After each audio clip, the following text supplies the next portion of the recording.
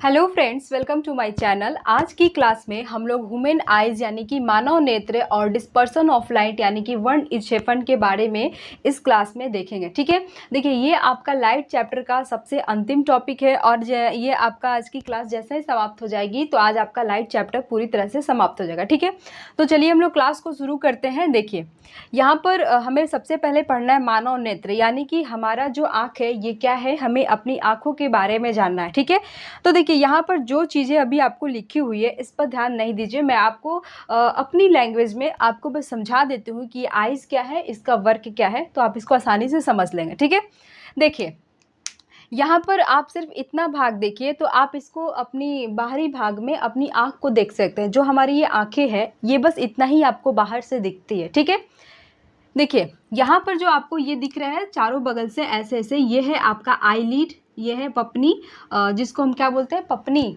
ये आईलिड। ठीक है, तो ये क्या काम करता है, ये आपके आंखों में जो धूल कण जाते हैं उसको रोक देता है। जैसे कि आपका तेज हवा आता है तो आप ऐसे आंखें बंद कर लेते हैं, तो ये जो हेयर है यहाँ की, जो ये हेयर, ये आंखों में धूल कण जाने से रोक लेता है। ठीक है, ये समझ गए इसका क्या काम है। अब देखिए जैसे ही हम अपनी आंखें ऐसे खोलते हैं तो आपको एक बड़ा सा भाग व्हाइट कलर का दिखता है। देखिए दिख रहा है, ये बड़ा सा भाग क्या है, व्हाइट कलर का, तो इसे हम क्या बोलते हैं, स्क्लेरा बोलते हैं। ठीक है, देखिए ये जो आपका व्हाइट कलर का पार्ट दिख रहा है ना, इसे हम क्या बोलते हैं, स्क्लेरा। ठीक है, लेकिन अभी आपको यहाँ समझना है कि स्क्लेरा के ऊपर भी आपको एक चमकी साटा रहता है, एक प्लास्टिक साटा रहता है। जैसे कि मोबाइल देखें, मोबाइल जब आप नया खरीद के लाते हैं तो उसके स्क्रीन पर आप टेम्पर ग्लास लगाते हैं। ठीक है, तो आप एक चमकी लगाते हैं उसके ऊपर ग्लास, और जैसे ही कभी उस पर चोट वगैरह लगती है, ख़त्म हो जाता है, आप उस ग्लास को निकाल कर फेंक देते हैं, आपका मोबाइल बिल्कुल सेफ रहता है। तो हमें अपनी आंखों को सेफ रखना है तो इसके ऊपर आपको एक ऐसे चमकी लगा रहता है। ठीक है, ऐसे चमकी लगा रहता है, उसको हम क्या बोलते हैं, उसको हम बोलते हैं कॉर्निया। ठीक है, अब समझ में आया कॉर्निया क्या होता है। देखिए कॉर्निया जो हमारी आंखें दिख रही है, मान लेते हैं ये आंखें हैं, इसमें जो व्हाइट वाली भाग दिख रहा है ना, व्हाइट वाला भाग, इसके ऊपर, ये पूरी आंखों के ऊपर एक चमकी साटा रहता है जिसको हम क्या बोलते हैं, कॉर्निया बोलते हैं। ठीक है, देखिए यह पूरी आंखों के ऊपर एक पतली परत होती है, यह टेम्पर ग्लास की तरह होती है। टेम्पर ग्लास समझ गए, जो मोबाइल के ऊपर जो ग्लास साटा रहता है जिसको हम कभी भी निकाल कर फेंक देते हैं, वही होता है ये जो आंखें, व्हाइट कलर की जो आंखें है, इसके ऊपर ऐसे चमकी साटा रहता है, इसको हम कॉर्निया बोलते हैं। ठीक है, यह पूरी आंखों के ऊपर एक पतली परत होती है, यह टेम्पर ग्लास की तरह होती है। ठीक है, ये देखिए नेत्रदान में कॉर्निया का ही दान किया जाता है। यह प्रकाश को आंखों में भेजता है और यह ब्लड के टच में नहीं रहता है। अब बात समझते हैं कि जो हमारी ये आंखें हैं, आंखें के जो ये वाइट वाले पार्ट है, इस पूरे पार्ट को एक चमकी से ऐसे ढका रहता है। ठीक है, जैसे मोबाइल के टेम्पर ग्लास को आप निकाल के फेंक देते हैं, आंखों से इस चमकी को ऐसे निकाल कर फेंक दीजिए। तो भाई फेंकने से अच्छा है कि हम किसी को दान में दे दें। तो याद रखिएगा यही चमकी जो टेम्पर ग्लास की तरह होता है, इसी को हम लोग किसी दूसरे को दान देते हैं, जिसका नाम क्या है, कॉर्निया है। ठीक है, तो इसे हम क्या बोलते हैं, कॉर्निया। और ये क्या है, तो ब्लड के टच में नहीं रहता। अब ब्लड के टच में कैसे नहीं है, क्योंकि भाई इसके नीचे आपको ये व्हाइट कलर वाली संरचना दिख रही है, जो हमारी आंखों में है व्हाइट कलर, सभी की आंखों में है व्हाइट कलर की, तो इसी के ऊपर ये प्लास्टिक टाइप का रहता है और ये क्या है, ब्लड के टच में नहीं होता है, और इसे हम कभी भी ऐसे निकाल कर फेंकते हैं तो फेंकने से अच्छा है भाई इसे हम दान में दे देते हैं। तो पूछा जाता है कि हमारी नेत्र का कौन सा पार्ट को दान में दिया जाता है, तो याद रखिएगा कॉर्निया। ठीक है, जो आंखों पर एक टेम्पर ग्लास की तरह काम करता है। समझ गया। अब देखिए, अब यहाँ पर मैंने लिखा है कि यह प्रकाश को आंखों में भेजता है। जो जैसे कि मान लेते हैं हमारी आंखें, अब इस पर प्रकाश तुरंत पड़ी तो ये जो चमकी था इसके अंदर प्रवेश की, और ये पूरी वाइट वाली पार्ट दिख रही है, जो ये वाइट है, जो हमारी आंखों में वाइट दिखता है, इसको हम क्या बोलते हैं, स्क्लेरा बोलते हैं। स्क्लेरा क्या होता है, वाइट पार्ट, जो देखिए व्हाइट पार्ट जो आंख का सबसे बड़ा भाग होता है। ठीक है, आंख का अगर कोई पूछेगा कि हमारी आंखों का सबसे बड़ा भाग क्या होता है, तो याद रखिएगा स्क्लेरा। स्क्लेरा क्या होता है, यही व्हाइट वाला होता है। ठीक है, जो आपको आंखों में से दिख रहा है पूरा व्हाइट, ये सबसे बड़ा भाग होता है, स्क्लेरा नाम है। ठीक है, अब देखिए कभी कभी होता क्या है कि अब आपकी नींद पूरी नहीं होती, जैसे शादी ब्याह की बात है, भर रात लोग जगे रह जाते हैं, तो सुबह में देखेंगे कि सबकी आंखें थोड़ी थोड़ी लाल होती है।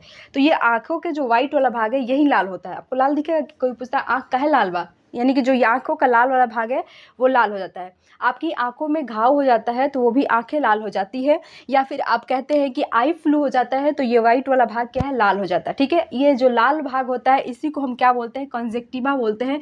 ये जो होता है लाल, ये वाइट वाले पार्ट अगर लाल हो जाता है तो इसको हम क्या बोलते हैं, कंजक्टिवा।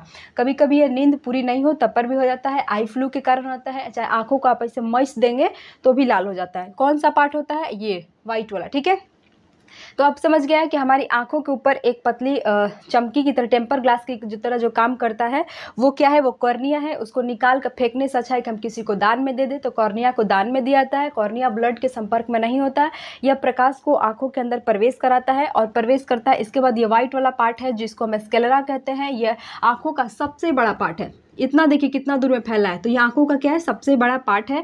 ये कभी कभी लाल हो जाता है नींद की कमी के कारण या फिर आई फ्लू के कारण। तो इसे हम लाल सुर्ख आंखों को क्या बोलते हैं, कंजक्टिवा बोलते हैं। ठीक है, यहाँ तक समझ में आया आपको। अब देखिए, अब देखेंगे कि हमारी आंखों के बीच में, अगर हम अपनी आंखों कैसे फाड़ते हैं तो हमारी आंखों के बीच में आपको कुछ ऐसा दिखेगा।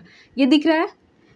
तो देखिए हमारी जो आंखें हैं, अगर आप देखेंगे तो हमारी आंखें पूरी ब्लैक है। ठीक है, तो यहाँ पर देखिए, यहाँ पर दो चीज़ें होती है। एक तो आपकी ये ब्लैक कलर की आंखें हो गई और इसमें एक कितना बड़ा रहता है, इसे रहता है।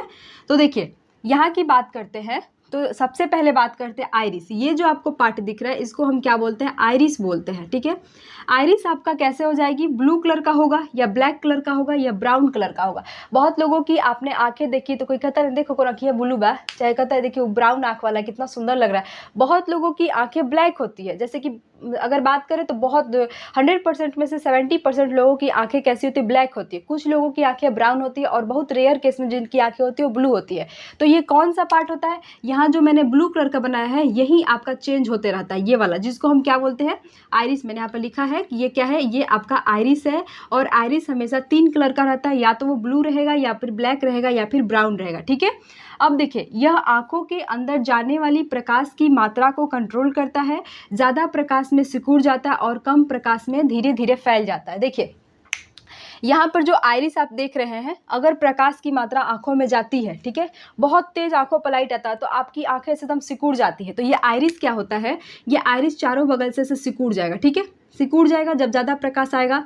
अब देखिए सिकुड़ जाएगा। अब जब ये चारों बगल से इसको सिकुड़ेगा तो जाहिर सी बात है जो ये करीवा है, जो बीच वाला, जिसको हम क्या बोलते हैं, पुपिल बोलते हैं, ये भी क्या हो जाएगा, पुचुक जाएगा।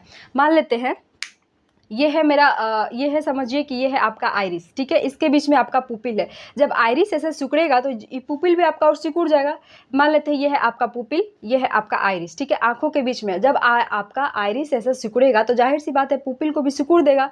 देखिए इस तरह से सिकुड़ जाता है। अब जब कम प्रकाश आएगा, जब आंखों में कम प्रकाश आएगा तो फिर ये क्या हो जाएगा, आइरिस धीरे धीरे फैलने लगता है, आपका पुपिल भी फैलने लगेगा। ठीक है, यही आंखों में होता है कि जैसे देखिए आंखों के अंदर जब तेज प्रकाश आता है तो आइरिस क्या करता है, आइरिस आइरिस सिकुड़ जाता है, पुपिल भी सिकुड़ जाएगा।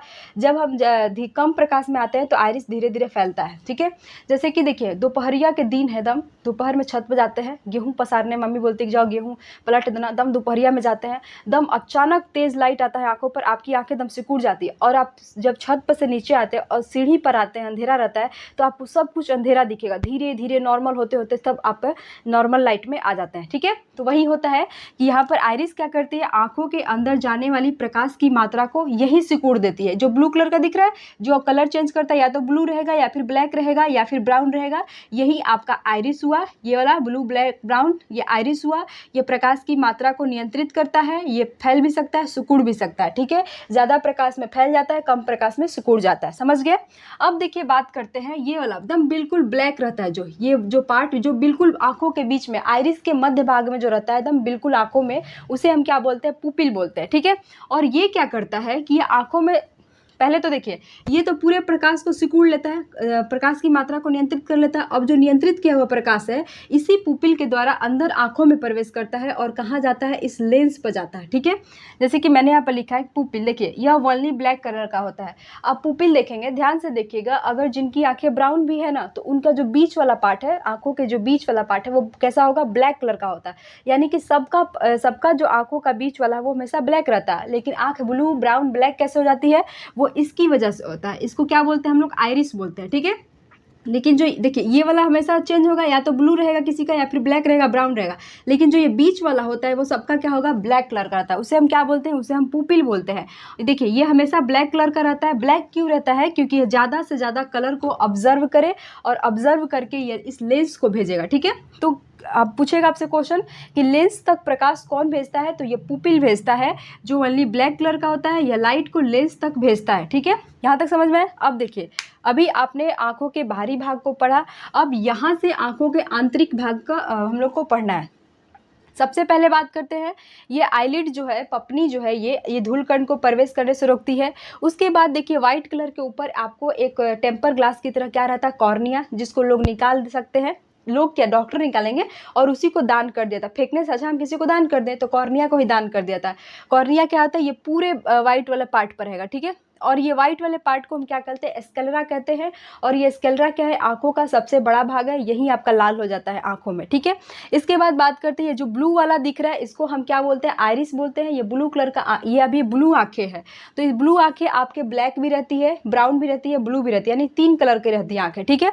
इसके बाद देखिए इसके जस्ट बीच में जो आपको दिख रहा है, जो हमें सबका ब्लैक होता है, उसको हम क्या बोलते हैं, उसको हम पुपिल बोलते हैं। ये सिर्फ ब्लैक कलर का रहता है ताकि ज़्यादा से ज़्यादा कलर को ऑब्जर्व कर सके। यहाँ तक समझ में आया। अब हम पहुँच रहे हैं आंतरिक भाग में, आंखों के आंतरिक भाग में।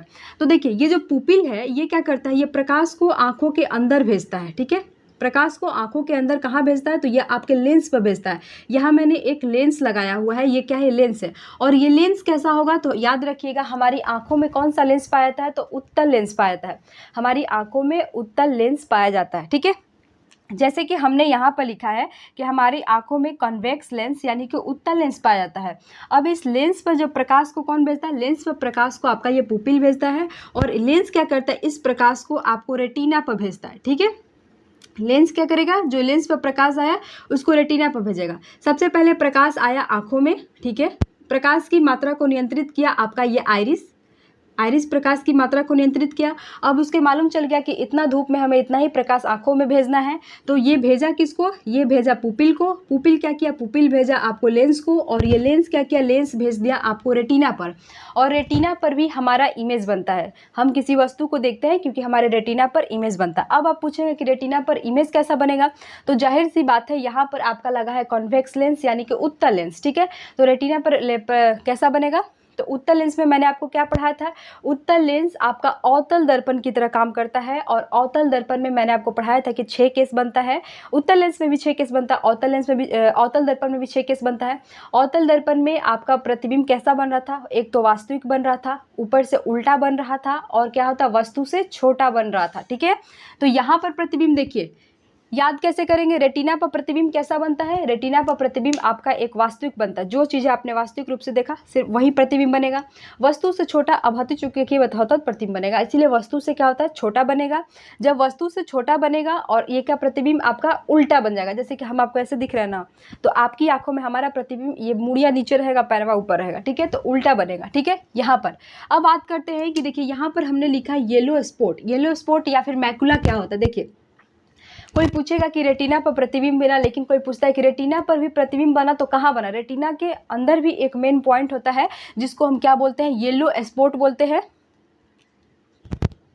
इसको हम क्या बोलते हैं, येलो स्पॉट बोलते हैं या फिर मैकुला बोलते हैं, ठीक है।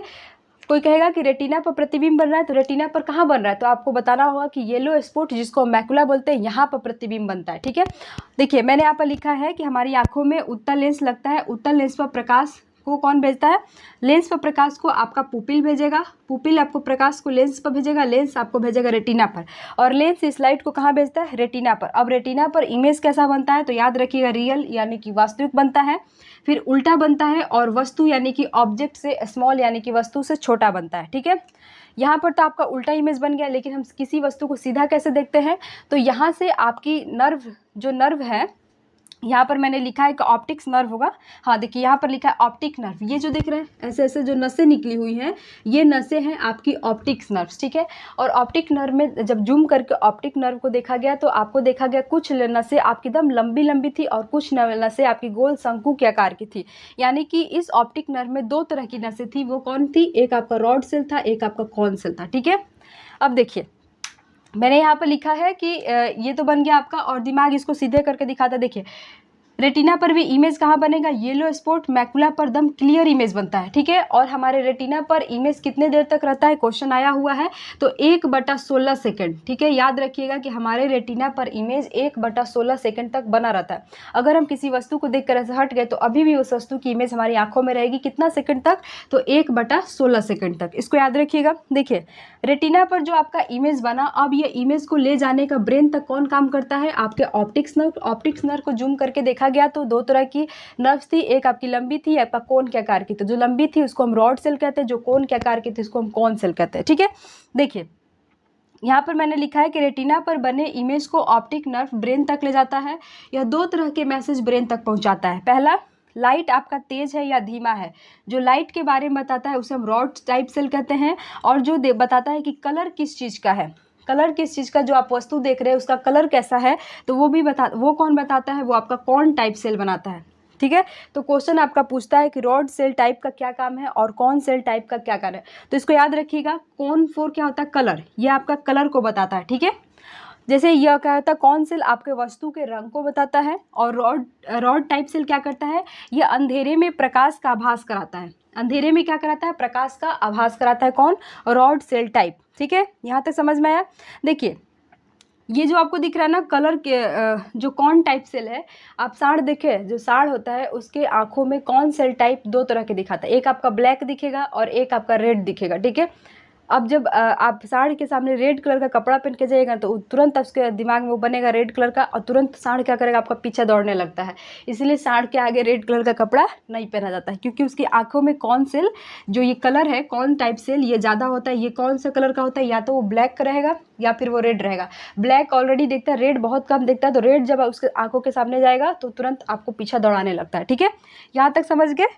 अब देखिए यहाँ पर आपको मैंने यहाँ रेड रेड करके बताया है, तो ये क्या है, ये आपका लिक्विड है। ठीक है, लिक्विड क्या काम करता है, देखिए यहाँ दो तरह का लिक्विड है, एक आपका एक्वस ह्यूमरस है और एक आपका वेट्रस ह्यूमरस है। देखिए एक्वस ह्यूमरस जो है ये लेंस की रक्षा करता है। ठीक है, ये लेंस को रक्षा करता है, और वेट्रस ह्यूमरस क्या है, ये आपके रेटिना की रक्षा करता है। ठीक है, अब रेटिना आपका भर दिन काम करता है, तो इसको खाने के लिए भी तो कुछ चाहिए, तो इसको खाना पीना कौन देता है, तो इसको ये जो कोराइड मैंने लिखा है, यह रेटिना को ब्लड तथा पोषण प्रदान करता है, और ये पूरा रेटिना के अंदर तक पाया जाता है। यह रेटिना को क्या देता है, ब्लड देता है, और इसको मतलब पोषण प्रदान करता है, कौन देता है, कोराइड। यहाँ तक समझ गया। ये दोनों आपका लिक्विड होना आंखों में ज़रूरी है, क्योंकि एक लिक्विड आपका लेंस की रक्षा करता है, एक आपका रेटिना का। अगर देखिए जो ये आंखों में 80% भाग क्या है, लिक्विड है। अगर ये लिक्विड नहीं रहेगा तो ये आंखें क्या हो जाएगी, ऐसे पचक जाएगी। ठीक है, चाहे कभी कभी देखते हैं कि आंखों में चोट लग गया, आंख क्या हो गया, बह गया, तो जो बह जाता है ये लिक्विड बाहर निकल जाता है, आंखें बह जाती है, पुचुक जाती है, कि में धंस जाती है। ठीक है, तो ये लिक्विड बहुत ज़रूरी है, यह आंखों को गोलाकार शेप प्रदान करती है। ठीक है, यहाँ तक समझ में आया। अब आपसे कोई पूछेगा, अच्छा देखिए ये यहाँ पर छूट गया है आपका सिलियरी मसल्स क्या होता है, तो देखिए सिलियरी मसल्स 3 जोड़ यहाँ रहती है, 3 जोड़ यहाँ रहती है, यानी कि 6 सिलियरी मसल्स हमारी आंखों का रहती है। अब ये सिलियरी मसल्स क्या करती है, तो देखिए ये दोनों साइड से लेंस को क्या करती है, पकड़ के रखती है। ठीक है, अब देखिए यहाँ देखते हैं लेंस को पकड़ेगी, देखिए ये क्या करती है, जैसे कि लेंस है तो इसको कभी बड़ा कर देती है और कभी छोटा कर देती है। ठीक है, तो देखिए सिलियरी मसल्स अगर आपसे खींच रही है लेंस को, तो ये लेंस को क्या करेगी, पतला कर देगी। जब पतला करेगा तो भाई जब आपकी लेंस पतली हो तो आप दूर तक देखिएगा। ठीक है, तो लेंस पतली हो जाएगी तो आप दूर तक देखिएगा। फिर सिलियरी मसल्स इस लेंस को ऐसे धीरे से पुचकाती है, तो लेंस हो जाएगा मोटा। जब मोटा हो जाएगा तो आप पास की वस्तुओं को देखिएगा। तो ये क्या करती है, ये सिलियरी मसल्स लेंस को पुचकाने फैलाने का काम करती है। जब लेंस को ये फैला देता है तो लेंस हो जाएगा पतला, या आप दूर तक देखेंगे। जब लेंस को ये पुचका देता है तो लेंस हो जाएगा मोटा, आप पास को देखेंगे। ठीक है, ये मैंने आपको लाइट चैप्टर में पढ़ा दिया था लेंस वाले में, तो ये समझ गए। और कभी कभी मोतियाबिंद बीमारी के नाम सुने हैं, तो मोतियाबिंद बीमारी पर क्या होता है, ये सिलियरी मसल्स क्या होता है, लटक कर लेंस में पर आ जाएगा ऐसे। ठीक है, लटक कर लेंस पर आ गया। अब आपको लेंस से प्रकाश प्रवेश नहीं करेगा और आपको धुंधला दिखाना शुरू हो जाएगा। तो मोतियाबिंद में क्या होता है कि सिलियरी मसल्स लेंस पर ही लटक जाती है, लेंस पर मसल्स मतलब जो होता है मांस जम जाता है, जिसके कारण आपको धुंधला दिखता है।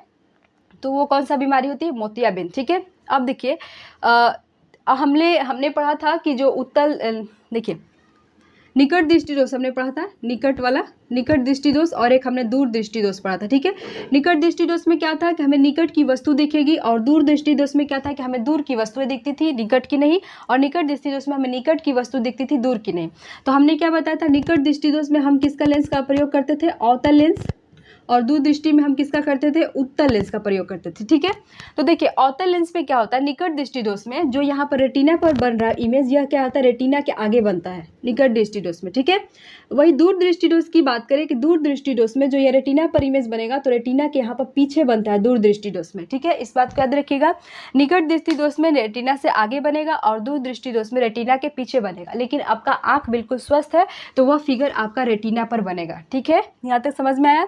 एक बार और कोई पूछेगा कि आंख हमारा कैसे काम करता है, तो याद रखिएगा, प्रकाश हमारी आंखों में आया, प्रकाश हमारी आंखों में आया तो आइरिस क्या करता है, वो पहले हिसाब लगाएगा कि कितना आंख प्रकाश में जाएगा। वो क्या करेगा, प्रकाश की मात्रा को नियंत्रित कर देगा। अब नियंत्रित कर देगा, बता देगा कितना ही प्रकाश हम आंख में भेजेंगे। तो वो प्रकाश किसके द्वारा भेजा जाता है, आपका ये ब्लैक यानी कि पुपिल के द्वारा। पुपिल आंख में प्रवेश किया, पुपिल क्या किया, प्रकाश को आंखों में भेजा। कहाँ पर भेजा, तो लेंस पर भेजा। अब ये लेंस क्या करेगा, लेंस भेजेगा रेटिना पर और रेटिना पर आपका इमेज बनेगा। इमेज कैसा बनेगा, वास्तविक बनेगा, उल्टा बनेगा, वस्तु से छोटा बनेगा। ठीक है, अब यहाँ से क्या होता है, अब आपकी नर्व सेल निकली है यहाँ से, जो मैंने यहाँ पर लिखा है नर्व, हाँ ऑप्टिक नर्व, यहाँ से जो ऑप्टिक नर्व है वो आपका ब्रेन तक जाएगी, जितना भी नर्व आपका सब ब्रेन तक जाएगा।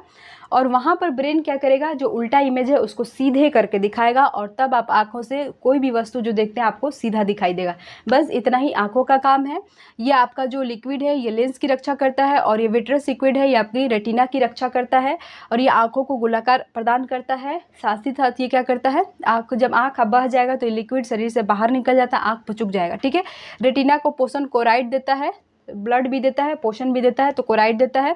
रेटिना पर भी इमेज कहाँ बनता है, तो याद रखिएगा येलो स्पॉट पर बनता है। ठीक है, यही है आपका आँख, यही से आपके क्वेश्चन पूछे जाते हैं। अब हम देखेंगे ये वाला वर्ण विक्षेपण, डिस्पर्सन ऑफ लाइट। ठीक है, यहाँ तक समझ में आया। तो चलिए ये वाला याद रखिए कि हमारी आंखों पर इमेज कितना बनता है, 1/16 सेकंड के लिए बनता है। देखिए सपोज कीजिए कि आप एक फिल्म देख रहे हैं। ठीक है, आप एक फिल्म देख रहे हैं, एक फिल्म में ये एक फिगर यहाँ चेंज हुआ, एक फिगर यहाँ, एक फिगर यहाँ मान लेते हैं ऐसे चेंज हो रहा है। फिल्म चल रही है, बार बार दिखाता है ना दूसरे लोगों का फिगर। तो मान लेते हैं इस आदमी का फिगर 1/16 सेकंड तक हमारी आंखों पर है। फिगर चेंज हुआ, हम इस फिगर को देखेंगे तब तक इस फिगर का इमेज यहाँ पर रहेगा और फिर जब इस फिगर के बाद हम इस फिगर को फिल्म में देखेंगे तो इसका इमेज यहाँ पर बना रहेगा। ठीक है, तो इस तरह से क्या होता है कि हमारी आंखों पर इमेज 1/16 सेकंड तक ले बनी रहती है और हम सभी इमेज को ध्यान से देखते रहते हैं। बीच में ऐसा नहीं है कोई इमेज उड़ गया हमारी आंखों से, ऐसा नहीं है। तो इसी के कारण हम क्या करते हैं, कोई भी चलचित्र यानी कि टीवी वगैरह हम देख सकते हैं। ठीक है, यहाँ तक समझ में आया। अब चलिए हम लोग वर्ण विक्षेपण को देखते हैं। डिस्पर्सन ऑफ लाइट यानी कि वर्ण विक्षेपण क्या है। ठीक है, देखिए यहाँ पर है कि जब प्रकाश अपने अवयवी रंगों में बढ़ जाता है तो उसे हम वर्ण विक्षेपण कहते हैं। ठीक है, आपको मालूम है कि एक प्रकाश की किरण में 7 कलर होते हैं और ये जो प्रकाश की किरण है जिन 7 रंगों से मिलकर बना है उन्हीं 7 रंगों में अलग अलग विभक्त हो जाता है, तो उसे हम क्या कहते हैं, प्रकाश का वर्ण विक्षेपण, ये कहते हैं डिस्पर्सन ऑफ लाइट। ठीक है, देखिए यहाँ पर हमने लिखा है कि प्रकाश में 7 कलर होते हैं। जैसे कि देखिए सूर्य के प्रकाश में भी 7 कलर होते हैं और आप एक सफ़ेद कलर को लीजिएगा तो उसमें भी आपको 7 कलर देखने को मिलेंगे। ठीक है, जैसे कि देखिए स्कूल में एक एग्जाम्पल समझाया जाता था एक प्रैक्टिकल के तौर पर कि एक शीशा के ग्लास में आप पानी ले लीजिए। ठीक है, और जब सूर्य आपका सुबह का टाइम हो, जैसे कि 8, 9, 10 बज रहा हो, तो उस समय आप क्या करेंगे, जैसे कि आपका सूर्य है, सूर्य के सामने इन शीशा के गिलास में आप पानी भर के रख दीजिएगा तो आप देखें कि सूर्य का प्रकाश जैसे ही इस पर पड़ेगा तो आपको यहाँ पर 7 कलर दिखाई देगा, तो जिससे मालूम होता है कि सूर्य के प्रकाश में 7 कलर होते हैं। ठीक है, और आपको ये भी मालूम होना चाहिए कि एक सफ़ेद कलर में भी आपका 7 रंग होते हैं। देखिए इन जो 7 कलर यहाँ बने हैं, जिन 7 कलर से ये बना है, अगर उन 7 कलर को आप एक में एकदम मिला देना तो ये क्या होता है, फिर आपका ये वाइट कलर में आ जाएंगे और ये आपको मालूम होगा तो यही वाइट कलर में आपका 7 कलर होते हैं। ठीक है, ये है प्रकाश का वर्ण विक्षेपण। प्रकाश का वर्ण विक्षेपण आपको रेनबो में भी देखने को मिलता है। तो पहले हम जानें कि वर्ण विक्षेपण होता क्या है। देखिए हम एक प्रिज्म से प्रकाश की किरण को पास कराते हैं। ठीक है, या फिर आप किसी सनलाइट को भी पास कराते हैं, तो आपको मालूम है कि प्रकाश की किरण अभी जो सनलाइट आएगा वो आपका हवा में आएगा, यानी हवा क्या है, एक विरल माध्यम है। आपको ये भी मालूम है कि जब प्रकाश की किरण विरल माध्यम से सघन माध्यम में प्रवेश करती है तो वो अभिलंब की ओर झुक जाती है। ठीक है, ये हमने पढ़ा दिया आपको। तो जैसे कि मान लेते हैं यहाँ से हम लाइट को पास कराते हैं प्रिज्म से, तो लाइट अभी हवा में है, विरल माध्यम में, जैसे ही सघन माध्यम में आती है तो यह अभिलंब की तरफ क्या हो जाएगी, मुड़ जाएगी। अगर ये नहीं मुड़ती तो ये आपका सीधे ऐसे चली जाती, लेकिन नहीं, ये तो आपको मुड़ गई है। और देखिए जैसे ही ये प्रिज्म से बाहर निकलती है तो यह क्या होता है, 7 रंगों में विभक्त हो जाता है। कौन, या तो आप व्हाइट कलर को पास कराए या फिर सूर्य के प्रकाश को, ये क्या हो जाता है, 7 कलर में विभक्त हो जाता है। ठीक है, इन 7 रंगों को हम कैसे याद करेंगे, विबग्योर से, यानी कि बैगनी, आसमानी, नीला, हरा, पीला, नारंगी और लाल। ठीक है, तो आप यहाँ पर देख रहे हैं कि आपका सबसे ऊंचा क्या है, रेड है, यानी कि आपको मालूम होना चाहिए कि रेड कलर का वर्ण विक्षेपण बहुत कम होता है। और सबसे ज़्यादा कौन है, बैगनी, यानी कि बैगनी कलर का वर्ण विक्षेपण ज़्यादा होता है। अभी आपको समझ में नहीं आया तो अभी देखते हैं। देखिए रेड कलर का तरंग दैर्घ्य ज़्यादा होता है, आवृत्ति कम होता है, इसलिए क्या होता है, यह दूर तक दिखता है, यानी कि रेड कलर का वर्ण विक्षेपण कम होता है, जिसकी वजह से यह दूर तक दिखता है। ठीक है, वही बात करते हैं वायलेट कलर की, बैगनी कलर की। तो देखिए इसका बैगनी कलर का तरंग दैर्घ्य कम होता है, आवृत्ति ज़्यादा होती है और यह रास्ते में ही बिखर जाता है तथा यह कम दूरी तय करता है। ठीक है, मैंने यहाँ पर लिखा है कि कम दूरी तय करता है। तो देखिए अभी आपका तुरंत दिवाली का दिन आने वाला है, आप देखेंगे कि दिवाली की बहुत सारी झालर घरों पर टांगी रहती है। तो जिनके घर में आप देखेंगे कि ब्लू कलर का, आसमानी कलर का, वायलेट कलर का अगर झालर टांगी हो तो आप देखेंगे कि दूर से वो हमें नहीं दिखता है, लगता है ना कि उसका बॉल फ्यूज हो रहा है, एकदम धीमे धीमे जलता है। वही बात करते हैं कि अगर हरा, पीला, नारंगी, लाल इन सब का झालर घरों पर टांगा हो तो वह दूर से ही घर एकदम चकचक दिखाई देता है। ठीक है, तो आपको मालूम होगा, यहाँ पर मालूम चल गया है कि बैगनी, आसमानी और नीला का तरंग दैर्घ्य क्या होता है, बहुत कम होता है, आवृत्ति ज़्यादा होती है और ये रास्ते में ही बिखर जाते हैं, जिसकी वजह से ये हमें दूर तक नहीं दिखता है।